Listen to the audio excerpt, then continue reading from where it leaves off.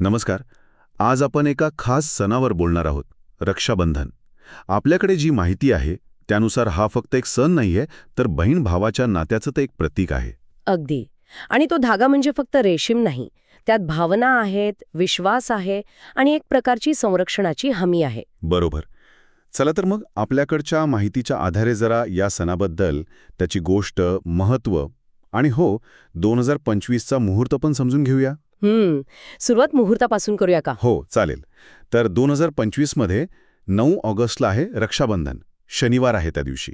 आणि राखी बांधण्यासाठी शुभ वेळ सकाळी 5:58 म्हणजे जवळपास 5:45. हो. तिथपासून संध्याकाळी 5:29 अच्छा. पण यात एक विशेष वेळ पण दिली आहे. दुपारी 1:45 ते 4:19. हो, म्हणजे तो मध्यान्ह काळ आणि त्यानंतरचा वेळ जास्त चांगला मानला जातोय असं दिसतंय. पण एक गोष्ट महत्वाची, कोणती? ती म्हणजे भद्रा काळ. सकाळी आहे तो आणि परंपरेनुसार तो संपल्यावरच राखी बांधायला हवी. अच्छा, हा भद्रा काळ, तो टाळायचा असतो. काही खास कारण, म्हणजे तो अशुभ वगैरे मानतात का? हो, थोडक्यात काय तर ज्योतिषशास्त्रानुसार काही विशिष्ट कामांसाठी, विशिष्टः मंगल कार्यांसाठी ही वेळ अशुभ मानली जाते. त्यामुळे शक्यतो हा काळ टाळून चांगल्या मुहूर्तावर राखी बांधतात. म्हणजे भावाच्या चांगल्यासाठी, त्याच्या रक्षणासाठी केलेली प्रार्थना अधिक प्रभावी व्हावी, अशी एक श्रद्धा आहे यामागे. अगदी परंपरेचा भाग येतो. समजलं. वेळेचं झालं, पण या परंपरेचं मूळ, ती एक गोष्ट आहे जी नेहमी सांगितली जाते, श्रीकृष्ण आणि द्रौपदीची. आपल्या माहितीमध्ये पण आहे ती. हो, बरोबर. त्या कथेवर भर दिलाय आपल्या माहितीत. गोष्ट अशी की एकदा श्रीकृष्णाच्या बोटाला काहीतरी लागलं, जखम झाली आणि रक्त यायला लागलं. तेव्हा द्रौपदी तिथे होती.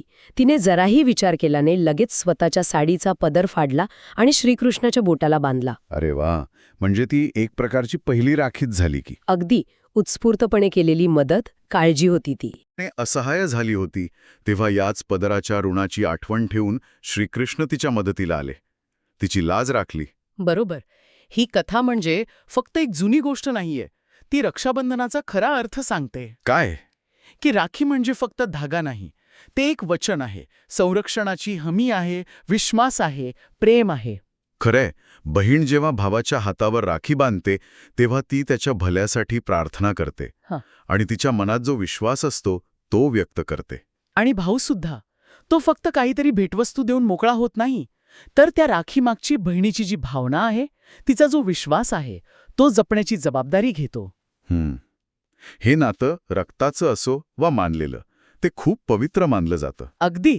म्हणूनच हा सण इतका खास आहे, नाही का? तो नात्यांमधला सगळा औपचारिकपणा बाजूला सारतो. फक्त प्रेम, आपुलकी, काळजी याच भावना महत्वाच्या ठरतात. हो ना. तो एक दिवस का होईना, पण भावा बहिणीच्या नात्यातला तो गोडवा, तो आधार पुन्हा एकदा जाणवतो. ते क्षणच खूप वेगळे असतात. राखी बांधतानाचे, एकमेकांना काहीतरी गोड भरवणं, थोडी गंमत जम्मत. हो. ते चेहऱ्यावरचं हसू आणि कधीकधी डोळ्यात येणारे ते आनंद अश्रू, त्याला खरंच तोड नाही. तर आपण जी सगळी माहिती बघितली, त्यातून एक गोष्ट अगदी स्पष्ट होते की रक्षाबंधनाचा खरा अर्थ काय आहे. काय? तो धाग्यात नाहीये फक्त, तर बहीण भावांमधील जी आपुलकी आहे, जिव्हाळा आहे, प्रेम आहे, त्यात आहे. हेच खरं संरक्षणाचे धागे आहेत. अगदी बरोबर.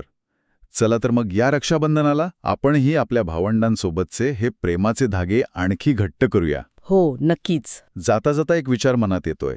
आजच्या काळात म्हणजे सगळं किती वेगळं झालंय, कुटुंब लांब राहतात, सगळं डिजिटल झालंय.